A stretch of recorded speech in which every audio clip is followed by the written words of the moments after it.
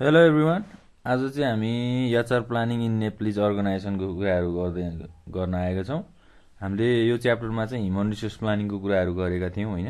Human resource प्लानिङको chapter अन्तर्गत चाहिँ अब हामीले नेप्लिज अर्गनाइजेसनमा एचआर ह्युमन रिसोर्स प्लानिङहरू कसरी हुन्छ त्यो कुराहरू चाहिँ आज बुझ्नेछौँ। अब एचआर प्लानिङ भनेको त सबैले बुझि नै हाल्यौँ होइन। के हो त यो? Process of forecasting demand and supply of human resources होइन। ह्युमन रिसोर्सको सप्लाई र डिमान्डलाई चाहिँ के गर्ने त फोरकास्ट गर्ने अथवा यसलाई फ्युचर रेफरेन्समा चाहिँ स्टडी गर्ने प्रोसेसलाई हामीले ह्युमन रिसोर्स प्लानिङ भनेर भन्थ्यौँ। जसले चाहिँ के गर्छ त अर्गनाइजेसनको प्लान पोलिसी अनुसार चाहिँ अर्गनाइजेसनको गोलहरूलाई एचिभ गर्ने, अर्गनाइजेसनको अब्जेक्टिभ्सहरूलाई एचिभ गर्ने भनेर भनेको थियौँ हामीले। अब नेपालमा चाहिँ ह्युमन रिसोर्स प्लानिङको के कस्तो छ कन्डिसन होइन, त्यो कुराहरू चाहिँ हामीले बुझ्छौँ। नेपाल चाहिँ एउटा लिस्ट डेभलप कन्ट्री हो होइन। वर्ल्डमा चाहिँ नेपाललाई एउटा लिस्ट डेभलप कन्ट्रीमा मानिन्छ। अब हाम्रो नेपालमा चाहिँ के छ त भन्दा we do not have an efficient adequate system of planning भनेको प्लानिङ गर्ने सिस्टम चाहिँ हामीसँग एडुकेट छैन अथवा इनफ छैन भनेर भनेको छ। अब अर्गनाइजेसन चाहिँ अब नेपालमा कस्तो टाइपको छन् त? Organisations in Nepal are of bureaucratic nature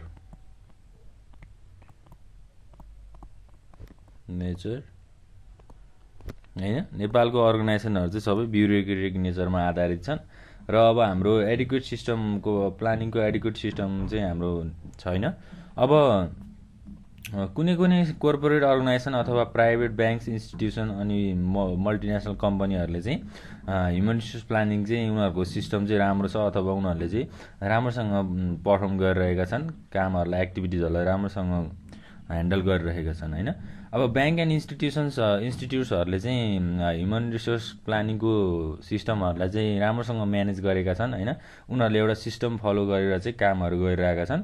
त्यसै गरी अब कोर्पोरेट अर्गनाइजेसन्सहरू भयो होइन, त्यसै गरी मल्टिनेसनल कम्पनीहरू भयो, उनीहरूले चाहिँ अब वर्ल्ड वाइड सिस्टम फलो गरेर कामहरू गरिरहेका छन्।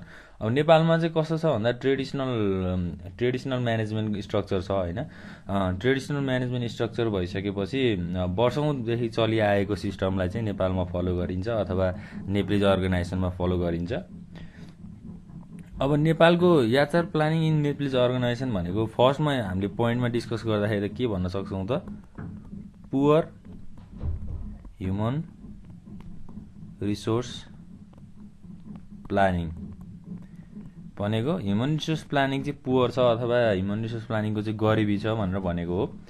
जस्तै human resource planning adopted by the organisation in Nepal is very poor and traditional भनेको नेपालमा अर्गनाइजेसनहरूमा ह्युमन रिसोर्स प्लानिङ जुन हुन्छ होइन, जुन ह्युमन रिसोर्सको कामहरू हुन्छ त्यो चाहिँ एकदमै पुवर छ अब अथवा एकदम ट्रेडिसनल अप्रोचको छ।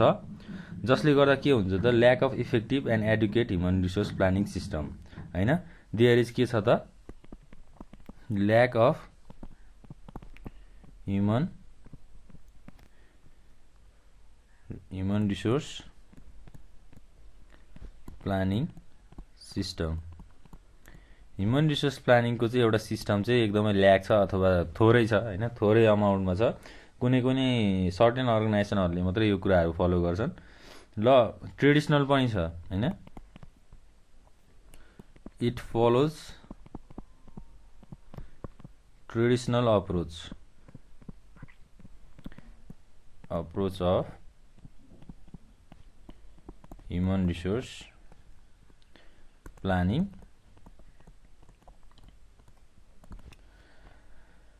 अब के भन्न सकिन्छ त भन्दा most of the organisation in Nepal are lacking the skills होइन। ह्युमन रिसोर्सको स्किलहरू चाहिँ उनीहरूले पाएका छैनन् अथवा काम गर्नको लागि त्यो सिचुएसनमा चाहिँ ह्युमन रिसोर्सको स्किलहरू चाहिँ छैन होइन, धेरै कम छ भनेर भनेको छ। अब सेलेक्सन स्ट्राटेजीहरू पनि एकदमै कम छ होइन। अब quality of product is degrading भनेको प्रोडक्टको क्वालिटीहरू पनि डिग्रेज हुँदैछ होइन, राम्रो क्वालिटीहरू निस्किएको छैन। ओभर स्टाफिङ चाहिँ एकदम मेन प्रब्लम छ। Over staffing is the main problem of Nepalese organization. Nepalese अर्गनाइजेसनमा चाहिँ के छ त, नेपालको संस्थाहरूमा चाहिँ ओभर स्टाफिङको चाहिँ एकदमै प्रब्लम छ होइन। जस्तै अब इम्प्लोइहरू चाहिँ धेरै हुने तर कामहरू चाहिँ रेगुलर बेसिसमा नहुने, इफेक्टिभ कामहरू नहुने, जसले गर्दाखेरि ओभर स्टाफिङको प्रब्लमहरू ल्याउँछ। अब डिफेक्टिभ सेलेक्सन स्ट्राटेजी मैले भनि नै हालेँ होइन। डिफेक्टिभ सेलेक्सन स्ट्राटेजी सेलेक्सन गर्ने प्रोसेसमा चाहिँ स्ट्राटेजीहरू धेरै नै डिफेक्टिभ छ अथवा धेरै नै कम छ, जसले गर्दाखेरि चाहिँ अब के हुनसक्छ त, अब अर्गनाइजेसनमा राइट नम्बर होइन, अब कस्तो बेलामा कस्तो इम्प्लोइजहरू लगाउने हो, right number and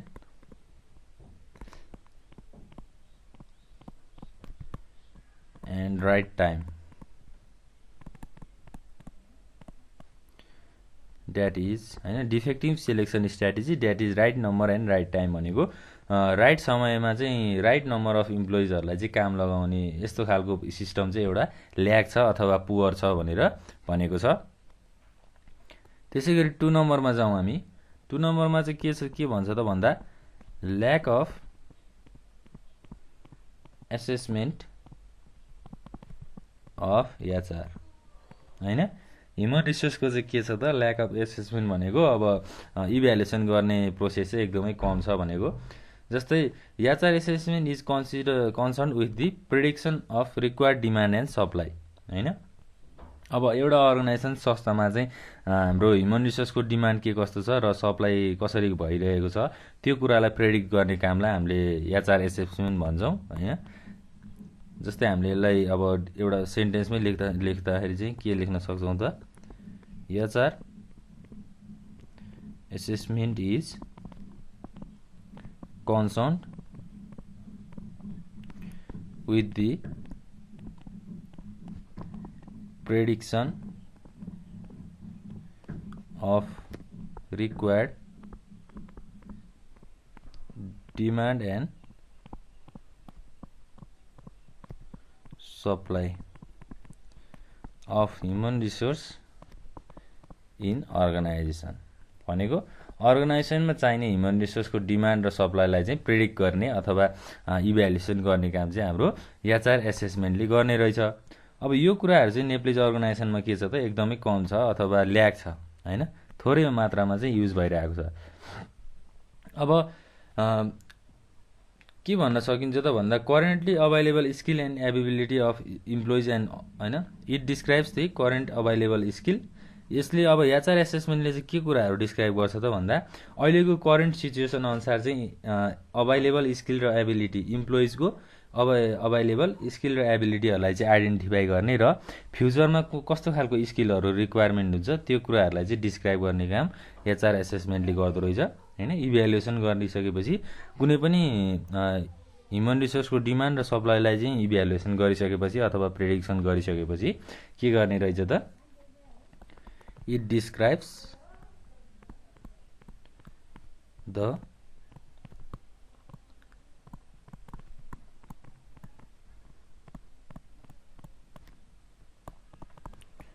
available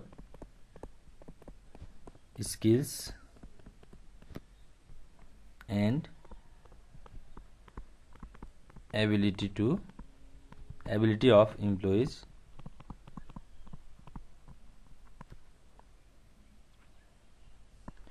and also identifies the future skill requirement। फ्युचरको स्किल के कुराहरू चाहिँ अब अर्गनाइजेसनमा फ्युचरमा चाहिन्छ स्किलहरू त्यो कुराहरूलाई पनि आइडेन्टिफाई गर्ने अथवा एउटा कन्सर्न गर्ने होइन। त्यसै गरी अहिले करेन्ट सिचुएसन भनेको अहिलेको अर्गनाइजेसनको अभाइलेबल स्किल्सहरू एबिलिटीहरू इम्प्लोइजको के कस्ता छन् त्यो कुराहरूलाई डिस्क्राइब गर्ने प्रोसेसलाई हामीले एसेसमेन्ट अफ एचआर भनेको ह्युमन रिसोर्सको एसेसमेन्ट भनेर भन्न सक्छौँ। अब हाम्रो कन्ट्रीमा चाहिँ के छ त भन्दा effective and up to date assessment of human resource inventory is lagging भनेको ह्युमन रिसोर्स एसेसमेन्ट गर्ने कुराहरू चाहिँ हाम्रो कन्ट्रीमा हाम्रो अर्गनाइजेसनहरूमा चाहिँ के छ त एकदमै कम छ अथवा lagging of human resource assessment process in Nepalese organisation नेपालको संस्थाहरूमा चाहिँ के छ त ह्युमन रिसोर्स एसेसमेन्ट गर्ने प्रोसेसहरू चाहिँ एकदमै कम छ जसले गर्दा चाहिँ अब के प्रब्लमहरू आउन सक्छ त जस्तै अब ह्युमन रिसोर्सको अब डिमान्ड र सप्लाईको चाहिँ प्रेडिक्सन नहुन सक्छ हैन त्यसपछि अब के हुन सक्छ त करेन्ट सिचुएसनको स्किल र एबिलिटीहरू थाहा नहुन सक्छ अब ह्युमन रिसोर्स एसेसमेन्ट प्रोसेस नै फलो नगरिसकेपछि त यो हाम्रो ह्युमन रिसोर्सको कुराहरू थाहा हुन्छ त हामीलाई एसेसमेन्टको कुराहरू थाहा हुँदैन हो त्यही भएर चाहिँ ल्यागिङ भनेको छ अब ह्युमन रिसोर्स एसेसमेन्टको चाहिँ टप प्रायोरिटी छैन अथवा प्रायोरिटी यसलाई दिइएको छैन भन्ने कुराहरू चाहिँ यो कुराहरूबाट हामीलाई थाहा हुन्छ lack of assessment of human resource त्यसै गरी अब थर्ड नम्बरमा जाउँ के छ त lack of demand and supply forecast हैन अब नेप्लिज अर्गनाइजेसनहरूमा चाहिँ के भइरहेको छ त अब डिमान्ड र सप्लाईको फोरकास्टिङ गर्ने काम हैन त्यो चाहिँ एकदमै ल्याग छ there is lack of proper forecasting of demand and supply of human resource हैन ह्युमन रिसोर्सको डिमान्ड र सप्लाई फोरकास्टिङ गर्ने प्रोसेसहरु चाहिँ के छ त एकदमै ल्याकिङ छ अथवा एकदमै कम छ भनेको हो अब यो प्रब्लमहरु भइसकेपछि ल्याक अफ प्रोपर फोरकास्टिङको प्रब्लमहरु भइसकेपछि के कुराहरु आउन सक्छ त ह्युमन रिसोर्सको रिक्वायरमेन्टहरु हैन in terms of skill and skills are difficult to predict भनेको ह्युमन रिसोर्स हैन अब अर्गनाइजेसनमा भएको ह्युमन रिसोर्सको स्किलहरुलाई हैन स्किलहरुलाई के गर्न सकिदैन त प्रेडिक्ट गर्न सकिदैन अथवा त्यसलाई चाहिँ इभ्यालुएसन गर्न सकिदैन अब फोरकास्टिङ नै नभइसकेपछि डिमान्ड र सप्लाईको फोरकास्टिङ नै नभइसकेपछि हामीले त्यसलाई प्रेडिक्ट पनि गर्न सक्छौं त कस्तो खालको स्किल्सहरु छ भनेर प्रेडिक्ट पनि गर्न सक्दैनौं जसले गर्दा अर्गनाइजेसनमा चाहिँ धेरै प्रब्लम्सहरु चाहिँ आउन सक्छन् अब पब्लिक इन्टरप्राइजहरुमा चाहिँ के हुन्छ त यो कुराहरु चाहिँ सर्टेन रूपमा चाहिँ उनीहरु एडप्ट गरिरहेका हुन्छन् हैन कुनै मेकानिजमहरु युज गरेर चाहिँ डिमान्ड र सप्लाईको फोरकास्टिङ गर्ने कामहरु गरिरहेका हुन्छन् तर there is not educated and efficient हैन त्यो कुराहरु चाहिँ एडुकेटेड पनि छैन एफिसिएन्ट पनि छैन भनेको त्यति मात्रैले पुग्दैन हैन अब प्राइभेट सेक्टरहरुमा पनि थोरै कामहरु मात्र ह्युमन रिसोर्सले गरेर पुग्दैन अब धेरै भन्दा धेरै एटेन्सन दिनु पर्यो डिमान्ड र सप्लाई ह्युमन रिसोर्सको डिमान्ड र सप्लाईलाई चाहिँ के गर्नु पर्यो त त्यसै ध्यानमा दिएर कामहरु गर्नु पर्यो अब यस्तो कुराहरुमा ध्यान दिएन अथवा डिमान्ड र सप्लाई प्रोसेसमा कुराहरु ध्यान दिएन भने के हुन्छ त अब जस्तै ओभर स्टाफिङको प्रब्लमहरु आउँछ हामीले कुरा गरि नै हाल्यौं हैन त्यसैगरी shortage of required human resource अब अर्गनाइजेसनहरुमा चाहिने ह्युमन रिसोर्सहरु चाहिँ सर्टेज हुन सक्छन् यस्तो कुराहरुले चाहिँ धेरै प्रब्लमहरु ल्याइरहेको हुन्छ त्यसैगरी अब 4 नम्बरमा जाउँ matching of demand and supply demand र सप्लाई चाहिँ म्याच गर्ने अब जस्तै नेप्लिज अर्गनाइजेसनहरुमा चाहिँ के हुन्छ त डिमान्ड र सप्लाई ह्युमन रिसोर्सको डिमान्ड र सप्लाई चाहिँ मिसम्याच छ अथवा यसको चाहिँ प्रोपर ब्यालेन्स भएको छैन हैन there is lack of proper demand and supply forecast भनेर हामीले यो भन्दा अघिल्लोचोटी पनि ठ्याक्क कुरा गरि नै हाल्यौं हैन अब के हुन्छ त they try to match demand and supply on ad hoc basis भनेको एडहक बेसिसमा चाहिँ उनीहरुले डिमान्ड र सप्लाईलाई चाहिँ म्याच गर्ने काम गर्दै रहेछन् ट्राई गर्ने रहेछन् हैन अब हैन डिमान्ड एन्ड सप्लाईको एडहक बेसिसमा चाहिँ डिमान्ड र सप्लाईको चाहिँ के भइरहेको छ त म्याच गर्ने चाहिँ ट्राई भइरहेको छ अथवा ट्राई गरिरहेको छन् भनेर भनौं अब साइन्टिफिक र इफेक्टिभ मेजर चाहिँ एडप्ट नगरिकन एडहक बेसिसमा डिमान्ड र सप्लाईलाई म्याच गरिरहेको छ भनेपछि के हुन्छ त अब यसमा पनि प्रब्लमहरु चाहिँ आउन सक्छ हैन जस्तै there is formality of announcing vacancies होइन, भ्याकेन्सी चाहिँ अब एउटा अनाउन्स गर्ने के हुन्छ त अर्गनाइजेसनमा, कुनै पनि अर्गनाइजेसनमा हामीले भ्याकेन्सीहरू सुन्छौँ नि, जस्तै यो यतिजना चाहियो यो जबको लागि भनेर हामीले सुन्ने गर्छौँ नि होइन, त्यो भनेको भ्याकेन्सी भयो। अब भ्याकेन्सीको चाहिँ अनाउन्स गर्ने फर्मालिटी छ, तर but the required people are recruited and selected as per their wish and will भनेको अब चाहिने व्यक्तिलाई चाहिँ के गरिएको हुन्छ त सेलेक्सन गर्ने अथवा उनीहरूको विस र विल अनुसार चाहिँ उनीहरूलाई रिक्रुट गर्ने कुराहरू हुन्छ। अब due to it the skill manpower is lacking in Nepalese organisation होइन, नेप्लिज अर्गनाइजेसनहरूमा चाहिँ के भइरहेको छ त स्किल म्यान पावरहरू चाहिँ के भएको छ त ल्याक भएको छ अथवा कम भएको छ भनेर हामीले बुझ्न सक्छौँ।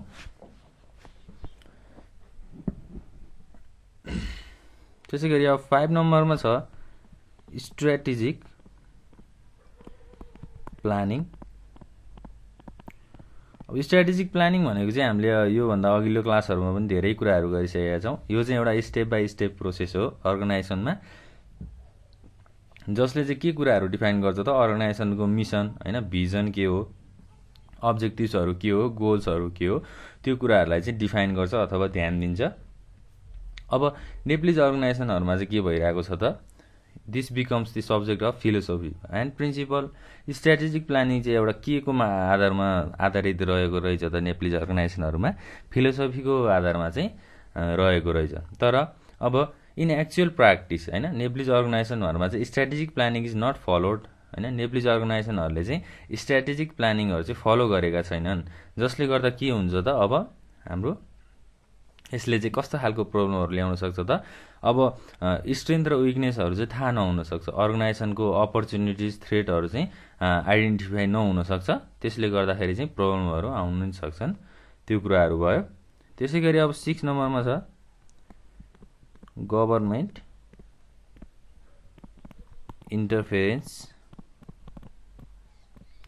गभर्नमेन्टको इन्टरफेरेन्स भनेको के हुनसक्छ त must Nepalese organization the appointment of new employees is done under the influence of those activities and managers who are appointed by the government भनेको जुनसुकै अर्गनाइजेसन नेप्लिज अर्गनाइजेसनमा जुनसुकै अर्गनाइजेसनमा पनि अब अपोइन्टमेन्टहरू लिनु पर्यो होइन, नयाँ नयाँ इम्प्लोइजहरूलाई चाहिँ राख्नु पर्यो भने के गरिन्छ त एक्जिक्युटिभ्स अथवा म्यानेजर्स जसलाई चाहिँ गभर्नमेन्टले एपोइन्ट गरेको हुन्छ उनीहरूको आधारमा चाहिँ इम्प्लोइजहरूलाई अपोइन्टमेन्ट लिइन्छ अथवा इन्फ्लुएन्स गरिन्छ भनेर भनेको छ।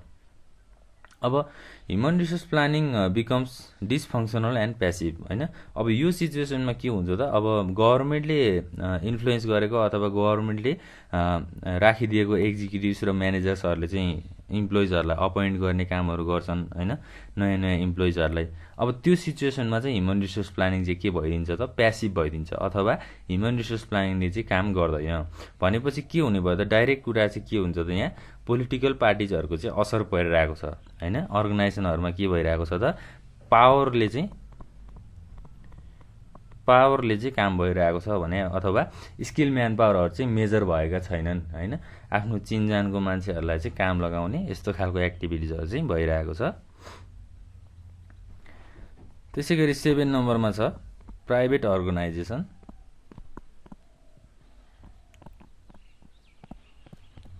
टु सम एक्सटेन्ट भन्छ है, टु सम एक्सटेन्ट भनेको चाहिँ के हो त अब ह्युमन रिसोर्स म्यानेजमेन्टको प्र्याक्टिसहरू चाहिँ प्राइभेट अर्गनाइजेसनमा चाहिँ इफिसियन्ट छ अथवा देखिन्छ भनेको छ होइन, ह्युमन रिसोर्स म्यानेजमेन्टको प्र्याक्टिसहरू चाहिँ प्राइभेट अर्गनाइजेसनमा देखिरहेको छ, but they largely depend upon own interest and whims of the manager भनेको अब प्राइभेट अर्गनाइजेसनहरू पनि केमा डिपेन्ड छन् त उनीहरूको म्यानेजरको आधारमा अथवा इन्ट्रेस्टको आधारमा चाहिँ इन्ट्रेस्ट अथवा म्यानेजरको आधारमा कामहरू भइरहेको छ।